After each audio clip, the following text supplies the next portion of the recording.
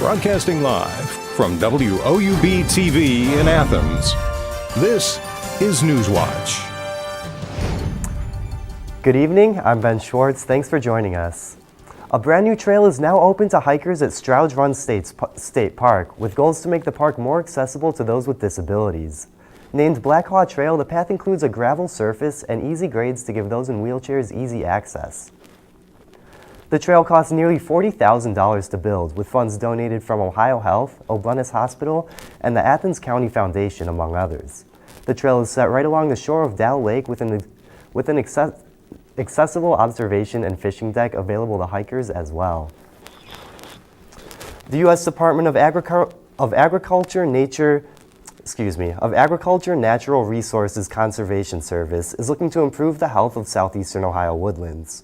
The NCRS is restoring oak hickory woodlands with the Collaborative Oak Management Project. The project area includes the Wayne National Forest, Ohio State Forests, and privately held forest land. The application is due by October 19th. Marietta College is extending its contract with President William Rood for 2 more years. The college's Board of Trustees unanimously approved the extension yesterday. Rood is the 19th president since Marietta was founded in 1835. He joined Marietta College in July 2016. He'll be there until 2022.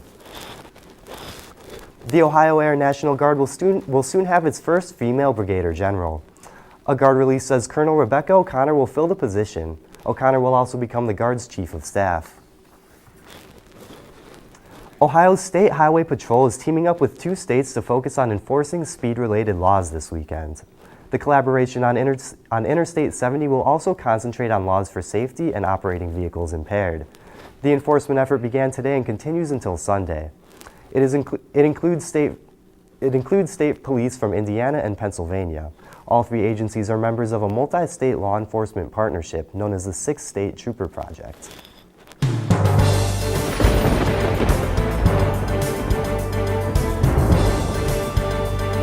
Hurricane Michael may be the 3rd most powerful storm to ever hit the United States.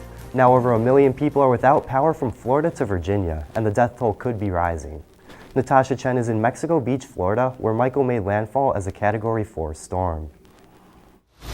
Massive flooding, demolished infrastructure. Roofs are gone, houses are flattened, trees are everywhere. A trail of devastation from Florida to Virginia.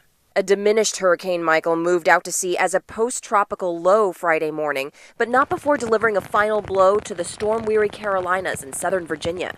During Michael, we saw wind gusts of almost 70 miles an hour in the Outer Banks, rain totaling almost 10 inches. The destruction the storm left behind is now coming into focus. Unfortunately, we're still not through all the rubble. It's going to take us a while to get through it, and people are not going to be able to return home. Several coastal towns in Florida are left unrecognizable, but almost none more so than Mexico Beach, ground zero for Michael's wrath. It looks like a war zone. Residents who rode out the storm left in shock. This has been, I don't even know if I had the words to describe it. It's been the worst nightmare I've ever been through in my life. With limited cell service, Brandy,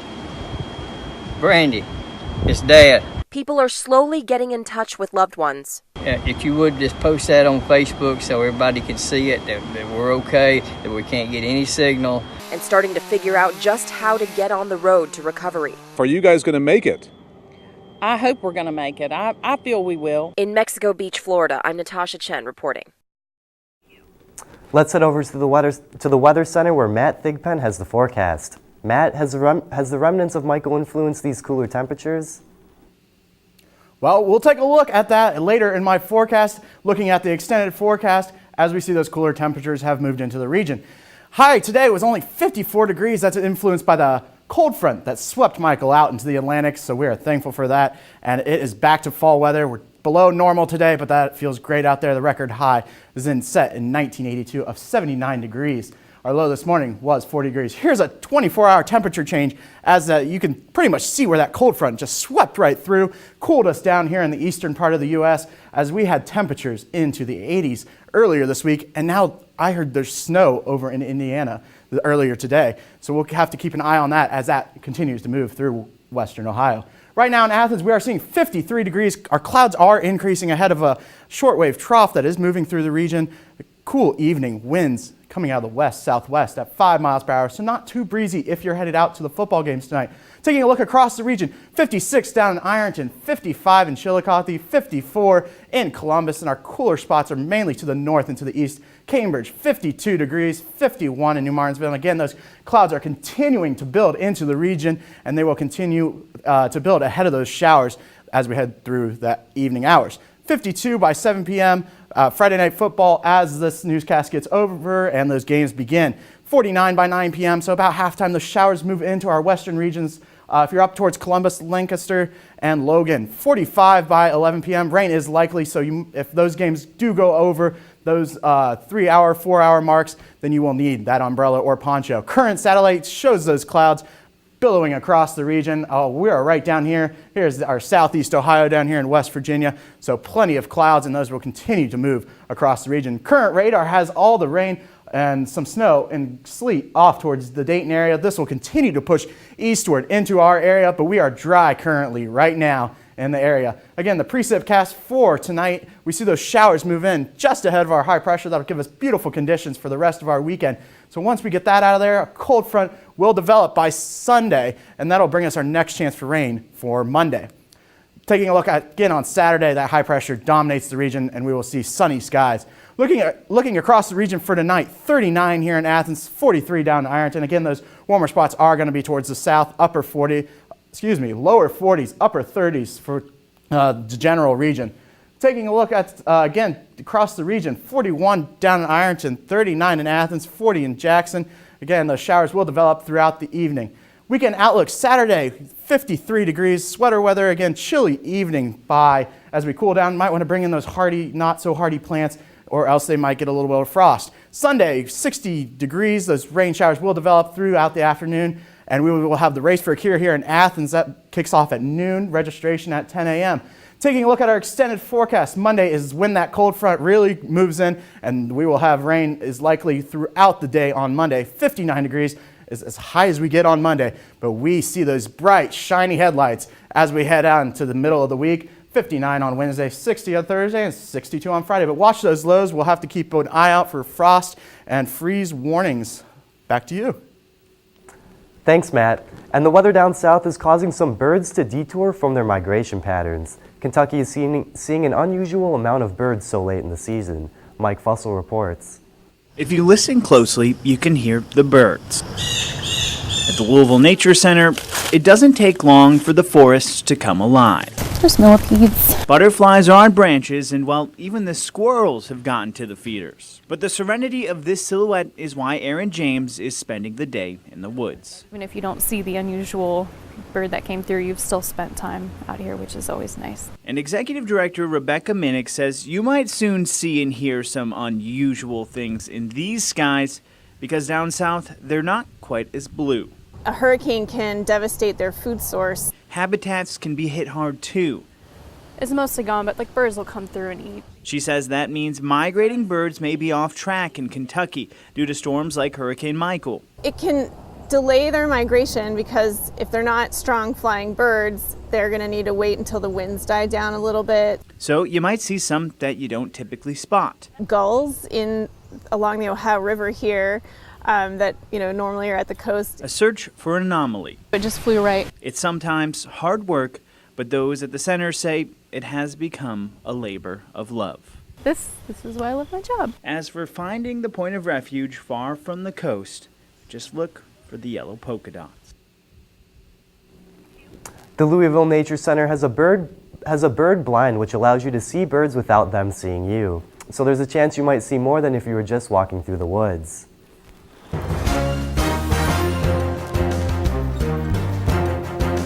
State regulators say a coal and gas-fired manufacturing plant in West Virginia is violating environmental regulations. The Charleston Gazette-Mail reports the company building the plant, Rockwell, received the citation last week.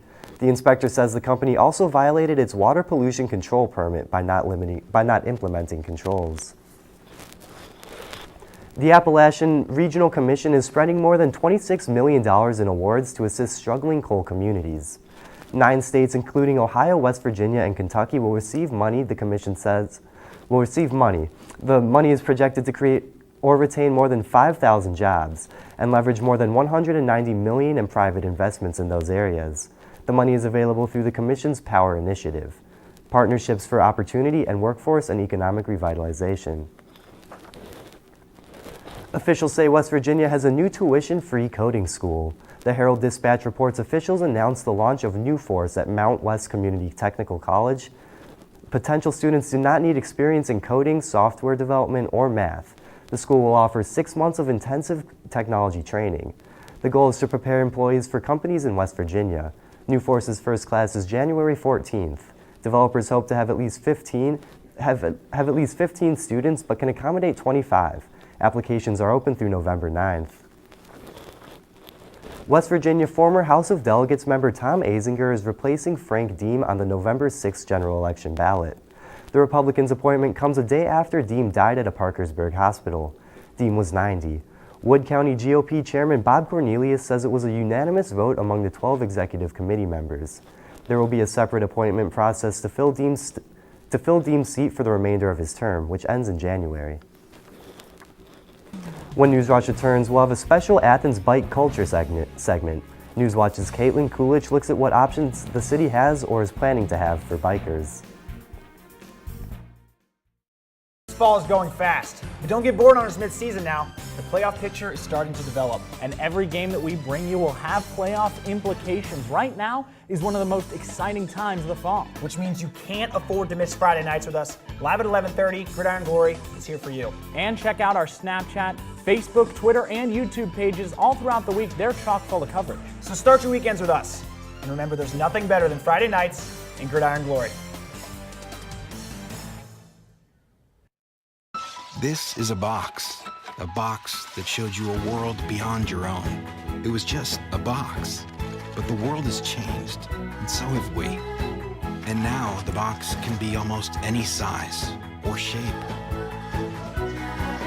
And you decide what you want to explore. Anytime, any place. Break out of the box with PBS.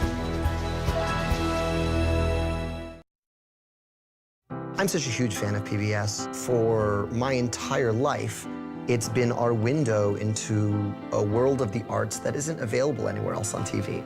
We learn about our numbers and our letters and singing through music, through the incredible children's programming they have. And then we grow up and we get to see the world of the arts, whether it's ballet or opera or Broadway, and so many other amazing moments that you wouldn't get anywhere else except for PBS. I loved Ken Burns' series on the Civil War. It was deeply impacting. I love history. To have those stories told through these letters, through stories of love and loss, it rewrote the book on how to tell a story. When television was invented, there were a lot of people who had dreams about what it could do. I think PBS still aspires for and often succeeds at reaching the highest ideals of what television could be.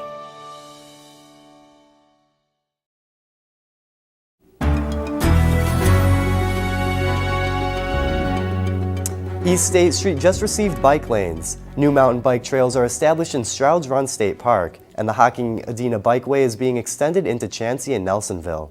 Newswatch reporter Caitlin Coolidge finds out what else Athens offers for bikers. Athens may be a small city, but it's known for its unique features. Like this, the Hocking Adena Bikeway.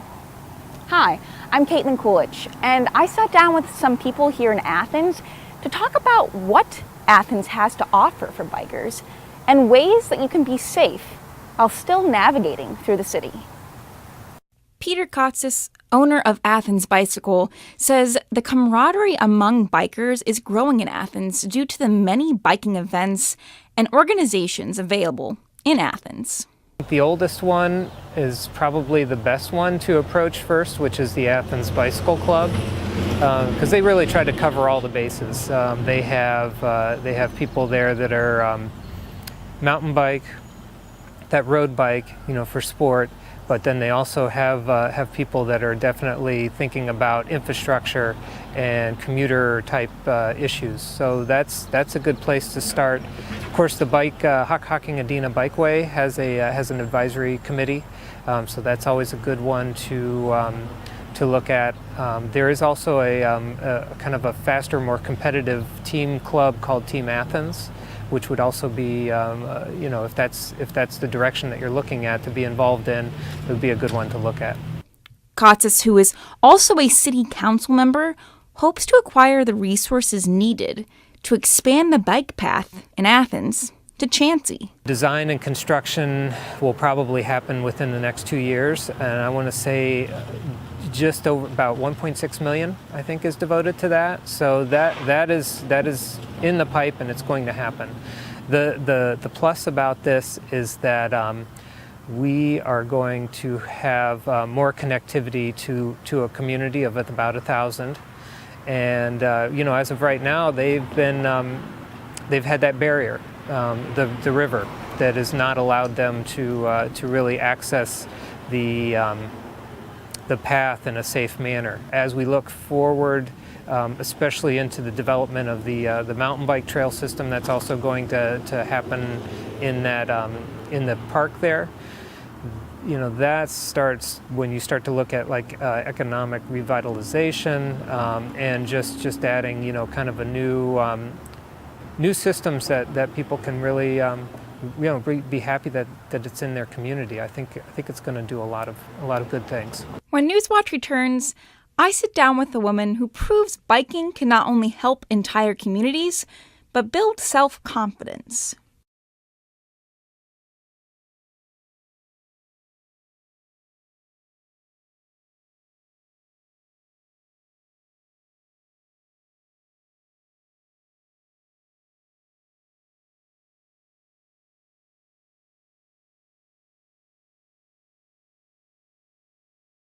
WOUB is member-supported public television. Your contribution keeps WOUB available in your community. Become a member with a gift of $60 or more for access to stream more than 1,000 of your favorite PBS programs through WOUB Passport.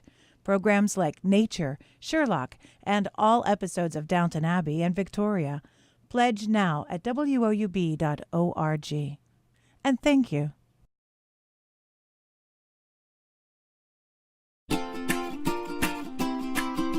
I love PBS because at the heart of everything PBS does is education. I use PBS not only in my home, but also in my classroom. It's kind of the idea of being the great equalizer for learning and for education. I'm a lifelong learner, and PBS has always been part of that journey for me. I love PBS because PBS supports teachers. They know what works for kids and what's best for kids, and that's why I love PBS. What are you doing? Possibilities. Your day is filled with them. Reach up, energy in the fingertips, collapse. TV, play Downton Abbey. And PBS helps everyone discover theirs.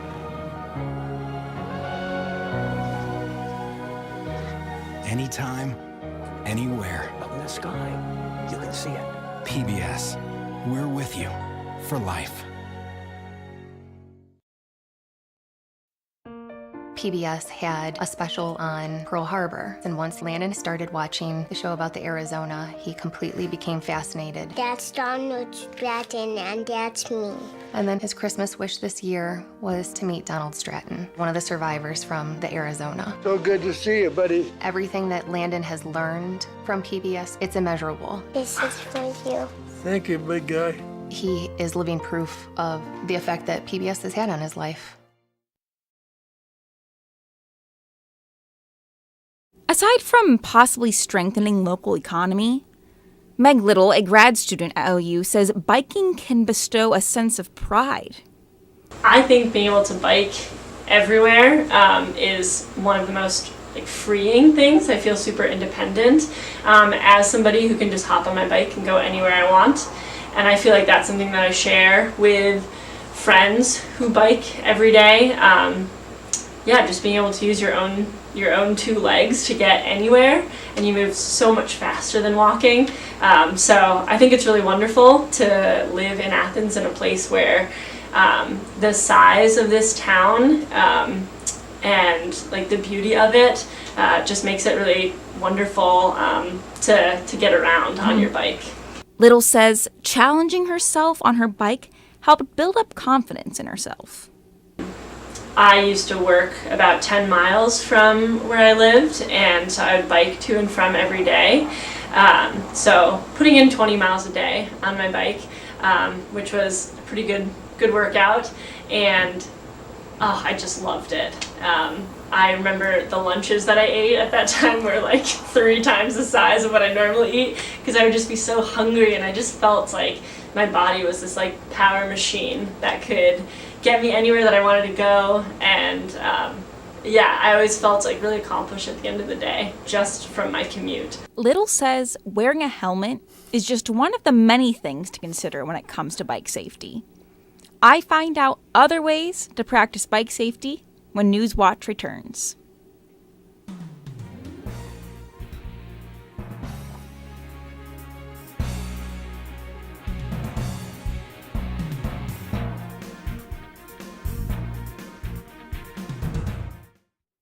This is a box that showed you a world beyond your own. It was just a box, but the world has changed, and so have we. And now the box can be almost any size or shape. And you decide what you want to explore. Anytime, any place. Break out of the box with PBS.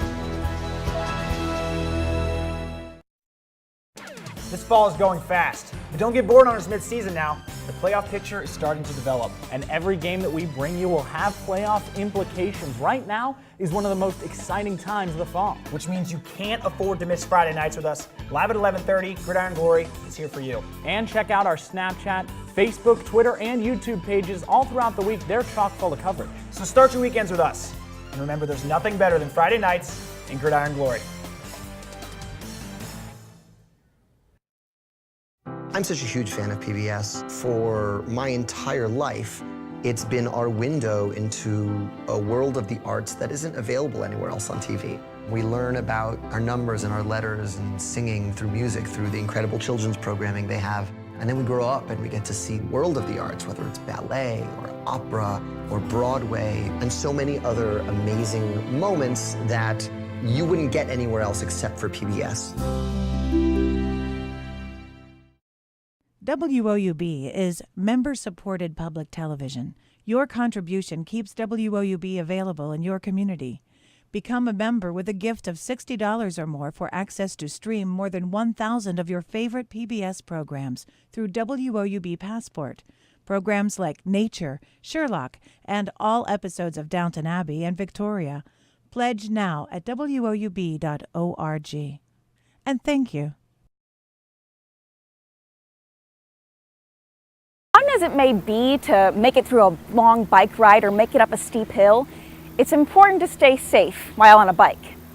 I sat down with the Athens community health specialist to go over ways you can stay safe on a bike while still enjoying all the things that Athens has to offer for bikers.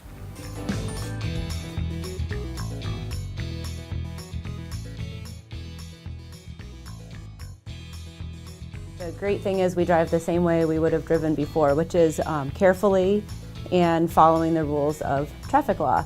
So, for example, if you're going to make a right turn on East State Street into a parking lot or one of the stores, as you always would to check and see before you make a turn, you use your mirrors, you look and see if anyone coming in the bike lane. Even if you were moments ago you didn't see a bike, you still want to check and see, because you don't know, a pedestrian could come out of somewhere too.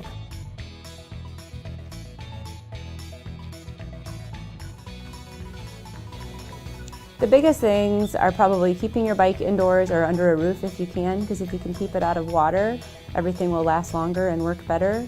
The next thing is keeping your tires inflated, because it's low tire pressure bumping into things like our bumpy streets and curbs and potholes and things like that. That's how we get flat tires, is by having too low tire pressure.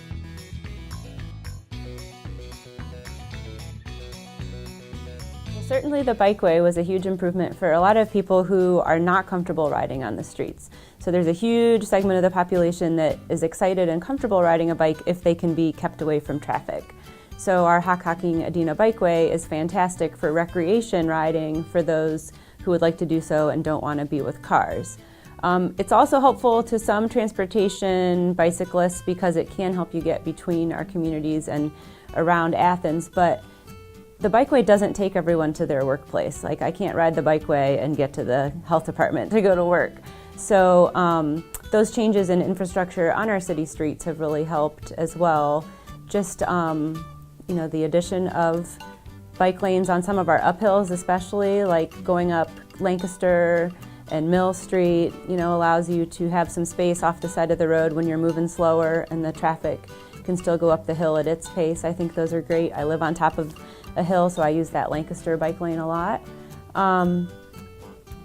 Things I think we could see in the future that could be helpful would be some more signage that underscores the law, which is that bikes may use the full lane of traffic, and I think a lot of motorists don't always know that, and cities across the state and across the country are slowly replacing the share the road sign, which is sort of a confusing message to motorists and bicyclists alike, and they're replacing that with bikes may use full lane, which explains the law and explains what you're seeing. So it's a clearer message to everybody on the street. So I would like to see Athens implement bikes may use full lane signs, and maybe some use of sharrows, which are paintings of bikes with arrows in a traffic lane that says to a motorist, you might see a bike on this street, and it says to a bicyclist, if you're riding on this street, this arrow is painted in the spot that is the advisable, safest place for you to position yourself.